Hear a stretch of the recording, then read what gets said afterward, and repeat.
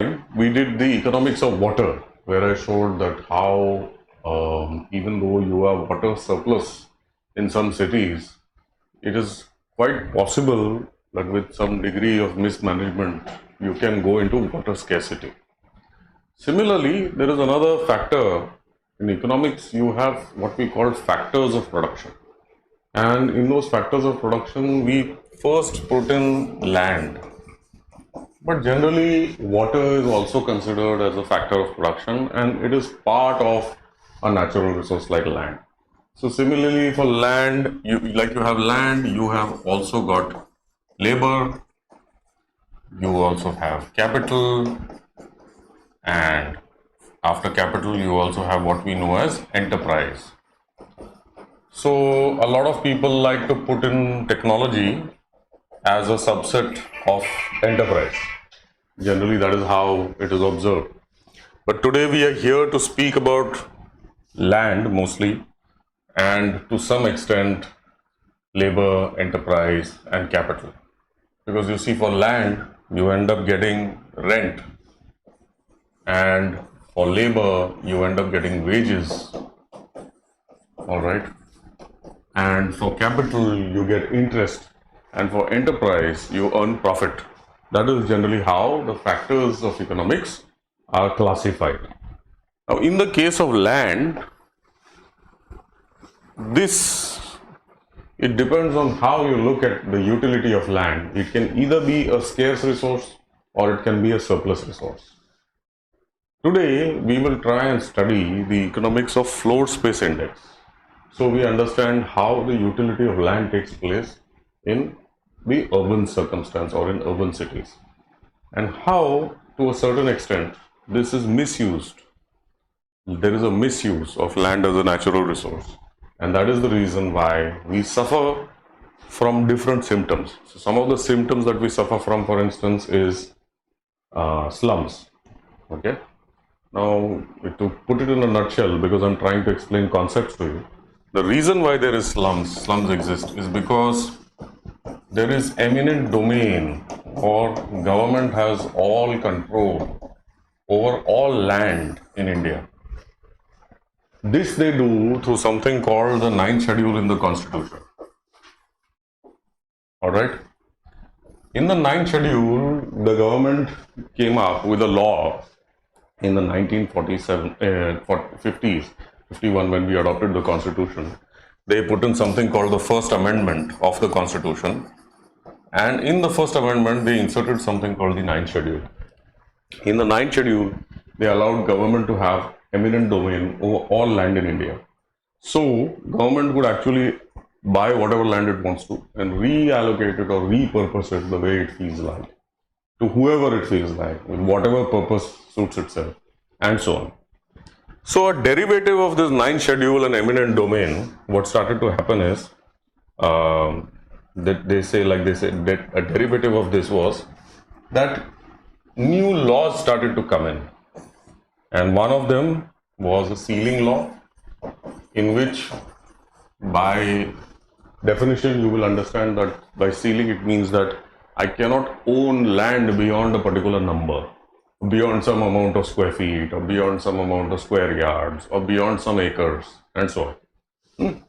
So first they came in with a ceiling law, and then they came in with the acquisition law, where it allowed the government to acquire whatever land it wanted to for public purpose. So if the government wanted to use the land for public purpose, they could just come and take away your land, and you can't do anything about it. So it allowed them to acquire land for public purpose, and so on. So what started to happen is land did not remain freehold anymore. There was no free market as far as land was concerned. All land in India started to come under government control. Now, there are some places where land remained freehold. You know where? Cities. And in cities, what government said is, okay, we will, suppose you have land, and let us say that land is whatever, about 10,000 square feet or something. Yeah. Suppose you have land city land, and that land is 10,000 square feet. Okay. On a floor space index of 1, FSI, on a floor space index of 1, you will be able to build 10,000 square feet. Got it? So suppose you have 10,000 square feet, FSI is 1, you can build 10,000 square feet. Suppose the FSI is 2, you will be able to build 20,000 square feet if your FSI is 2. Suppose it is 3, you will be able to build 30,000 square feet. Got it? If it is 4, you will be able to build 40,000 square feet. Understood? So this is how, I think that's going out of the board. So perhaps I should write it again. So for those who have not been able to see it, maybe we can take this off and try and explain it to you again over here. FSI, suppose you have 10,000 square feet and your FSI is equal to 1, you will be able to build 10,000 square feet. If your FSI is equal to 2, you will be able to build 20,000 square feet. If it is 3, you will be able to build 30,000. If it is 4, you will be able to build 40,000 square feet. Got it? Clear? That is how the dimensions of diametrics of FSI work. Now, let me explain. If your original FSI was 1, right? It meant that on 10,000 square feet, you can build 10,000 square feet. If this was your original FSI, what used to happen is that in 10,000 square feet, you perhaps had something like 30 people resident. And then what started to happen is population started to increase and land was seen as a resource, especially in cities. Okay, in cities, land was seen as a resource which kept growing in value. Why did it grow in value? It grew in value because there were more people asking for lesser land. But since land was less in quantity and people were more in number, they were asking for more number of people were asking for lesser and lesser land. That is the reason why cities like Mumbai, Delhi, Pune, all these cities that you see, there are top maybe 10 odd cities in India which contribute more than 60-70% of the GDP of India. All these cities, the land prices, the land values kept increasing. It kept increasing because the population in the cities kept growing and the value or the land available for the population to cater to the demand wasn't enough. That is why it kept increasing. Now understand one thing. The first law of economics is that there will always be scarcity. I cannot give a Ferrari to everybody. Even if I want to, I cannot give a Mercedes-Benz to everybody. It is not possible because resources are scarce. You can make only so many number of Mercedes-Benz and they will come at a high value. And because they will come at a high value, only the very, very privileged or the rich or so on class will be able to afford that. Everybody will not be able to afford a Mercedes. The first law of economics is you cannot give everything to everybody. Now, what is the first law of politics?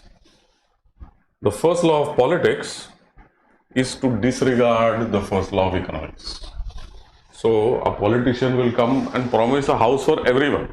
He will come and promise water for everybody. He will come and promise free electricity for everybody. He will come and promise a Ferrari or a Rolls Royce or a Mercedes-Benz for everybody. But the first law of economics is that you cannot give everything to everybody. So there will always be scarcity. So scarcity leads to increase in demand.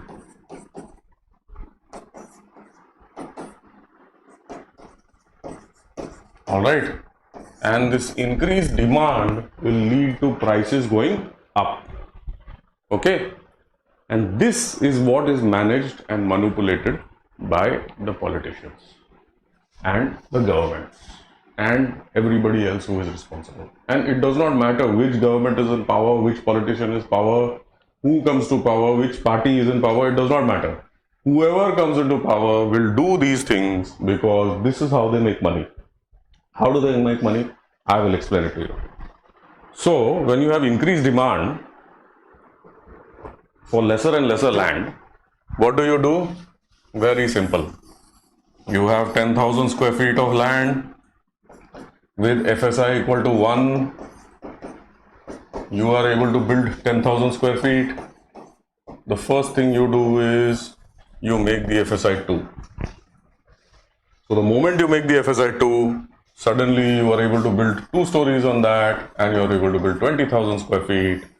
This makes your land holding double, and the moment your land holding doubles, more money is to be made. How is more money to be made? I'll explain.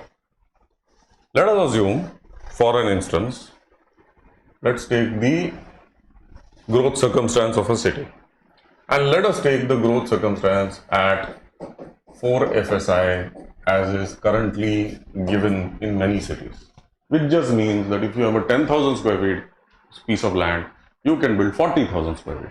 But initially, whenever this 10,000 square feet of land existed, you had FSI of 10,000, which was 1:1, and you had infrastructure of for 10,000, which means if there were 30 people resident over there in 10,000 square feet, the maximum you may have planned for how many people in 10,000 square feet? Maybe you would have planned for 50 people, 60 people, 70 people.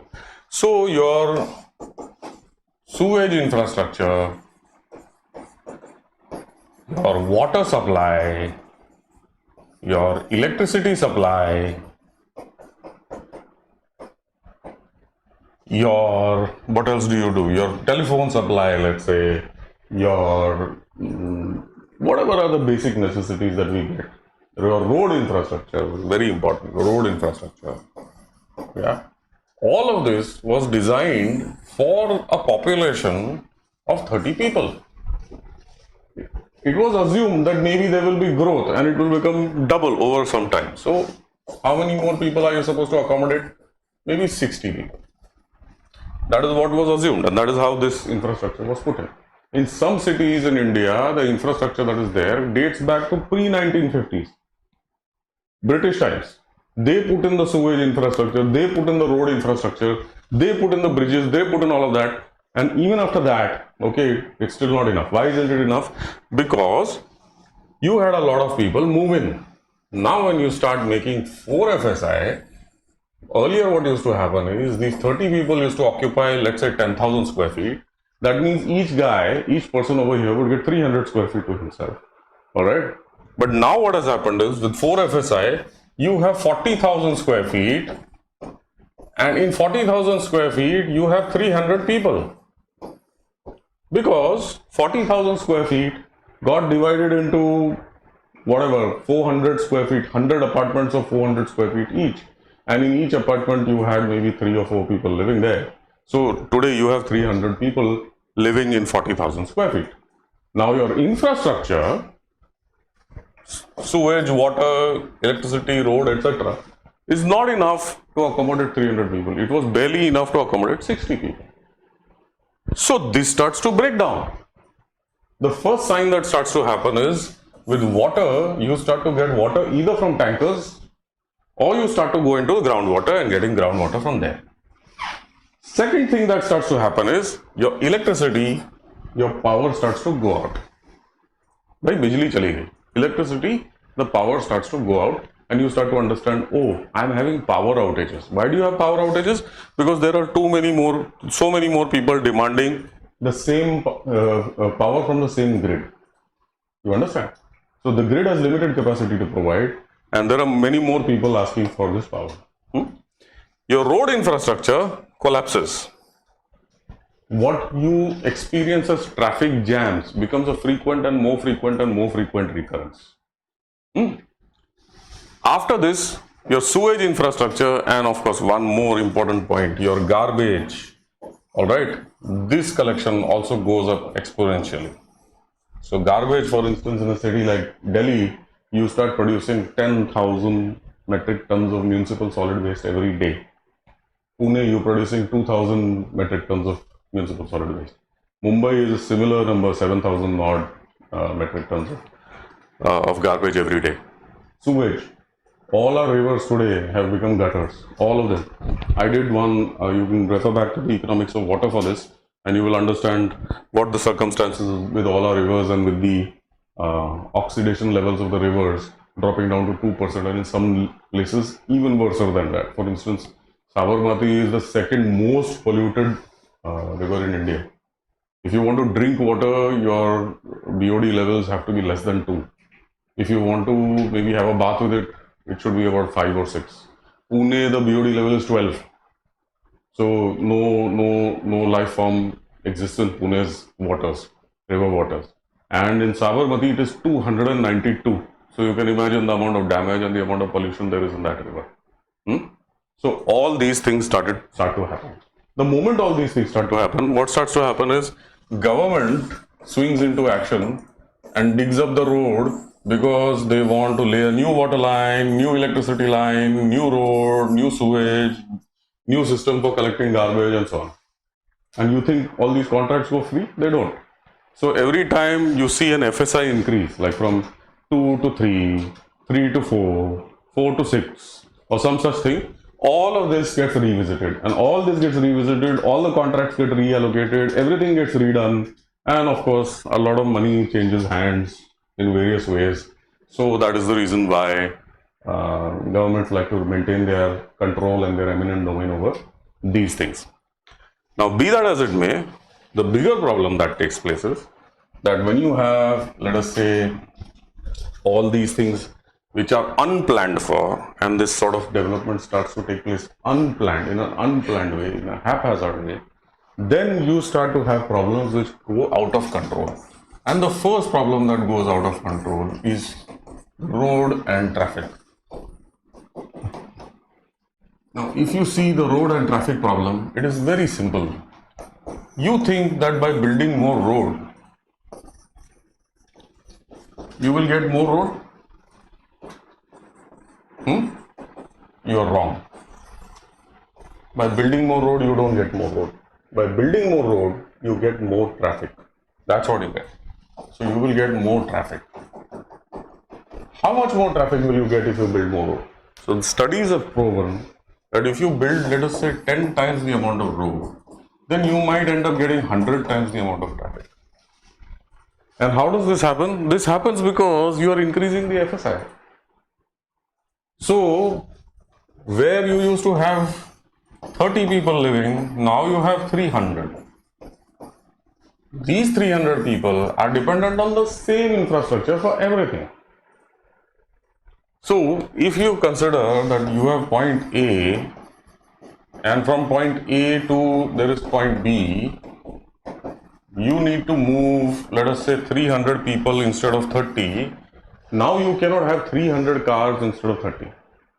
You will have to start looking at a method by which you will be able to move more people, not more cars. But if you look at me moving more cars and building more road, then you will end up only getting more traffic.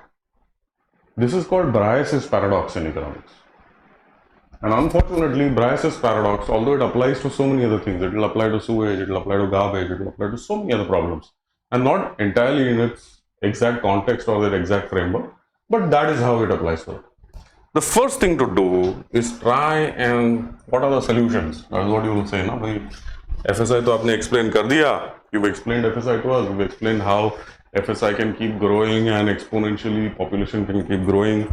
But how do you manage this growth? What is the first thing that one needs to look at in the solution space? In the solution space, the first thing one needs to look at is biocapacity, or also known as the carrying capacity of some land or a city or whatever. Because in any particular piece of land, you can only get so much water. You can only grow so much food. You can only get so many natural resources working for you. And one must always remember that cities are net borrowers on the ecosystem. So the food that you eat, or the water that you drink, or whatever it is that you are consuming, all of that has come from outside, from an external resource. So a city is a borrower. It borrows from the ecosystem. Because it borrows from the ecosystem, it pays that price generally in fossil fuel. Because transportation will mean diesel or petrol, and that will mean air pollution. So cities are net borrowers on the ecosystem. Air pollution is the ecosystem price that one has to pay for transporting everything that you end up consuming within cities. So this whole logic, or this argument that, oh, if we have denser and denser cities, and if we have more and more people crowded in less and less area, we will be able to solve the environmental problems much easier. No, you will not be able to do so. You are wrong. That is wrong. It has been evidenced that it is wrong. You cannot do it. It is evidenced all over the world that it cannot be done. It can be done if, one, you are CO2 neutral, which means that whatever you consume, you offset. So if you put in 1 ton of concrete, you offset that 1 ton of concrete. If you create 1 ton of garbage, you are able to reprocess that 1 ton of garbage. To this day, there is nothing, no technology in the world which exists to reprocess garbage completely. We do only two things with garbage nowadays, which are successful technologies, so to speak. One is we take the garbage, okay, and we transfer it to another place. So we either take it from matter from one place to another. So we either take it from your doorstep, and we take it and we put it into the landfill. Like we put it into the Bhalaswa landfill, we put it into the Okhla landfill, we put it into the Gazipur landfill, we put it into the Deonar landfill in Mumbai. In Pune, you take it and you put it into the Hadapsar landfill, you put it into the Urli Devachi landfill. So one is you do that. Some governmental methods are, okay, you take the garbage and you take it and you put it into roads. But putting it to the road and putting it to the landfill is just, a road is just a more sophisticated landfill. What are you doing? You can't get rid of the garbage. So you are just simply transferring the garbage from point A to point B. You're putting it into a landfill, or you're putting it into a road. Tomorrow that road will disintegrate. There will be microplastics that will get into the water, that will go up into the monsoon cycle. You and I are already drinking that. We already have microplastics in our systems. So we are actually eating plastic. We are drinking sewage. We are breathing poison. But let me explain this to you in a little more detail. So one is you go CO2 neutral so that you do not offset anything. Two, you become water positive. What this means is that you put in more water into the ground, into the land, than you take out of it. So that means that you become water positive. Yeah. And the third is you become zero discharge, which means that you don't create any waste. You create zero waste or zero discharge.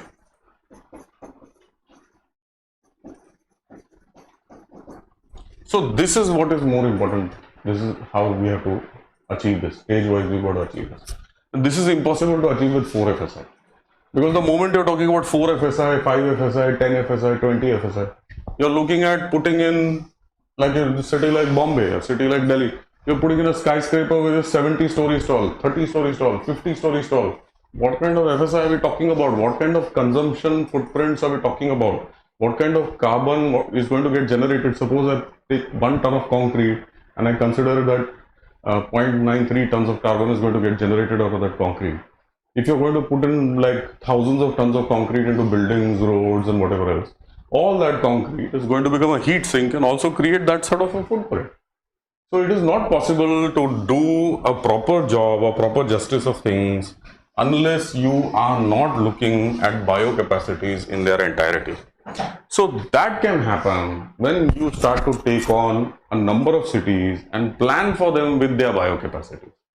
If you start planning after the incident, which is the case in case of the way governments function. So the garbage problem already exists. You are producing 10,000 metric tons of garbage in Delhi. It already exists. Now let's try to think of the solutions. The first solution you will come up with is the transfer problem. You will take the garbage from one place and you will put it into another. You just end up transferring the problem. You won't really solve it. Water, okay. 80% of the water you consume becomes sewage. 80%. So now you are thinking about treating the sewage. You aren't thinking about repurposing the water to ensure that your water remains within the context. You're thinking, okay, now that I have 80%, it's a big sewage problem that I've got. I'm producing maybe 110 crore liters of sewage in Pune. Now I'm going to start thinking about doing this, right? And then on the other end, you are going to start thinking, okay, I have air pollution, but I don't know what to do about air pollution. So let me just wait up till the rain comes and the rain will wash it all off. And then after that, I can forget about air pollution. So now you're thinking about it that way. But do you know that because of your disregard towards air pollution, more than 20% of the people in India have a chance of coming down with cancer? That's just how endemic this thing is becoming. Because the more and more exposure you get to air pollution while living in cities, the more is the heightened incidence, the more is the incidence of your of cancer happening to you. So one has to now think about biocapacities, look at cities from the view of their biocapacities, and start planning development accordingly. So if we have, let us say, 750 districts, we have to start planning 750 districts as per their biocapacity. Each one of them. We have to start putting in the basic infrastructure in all these 750 districts.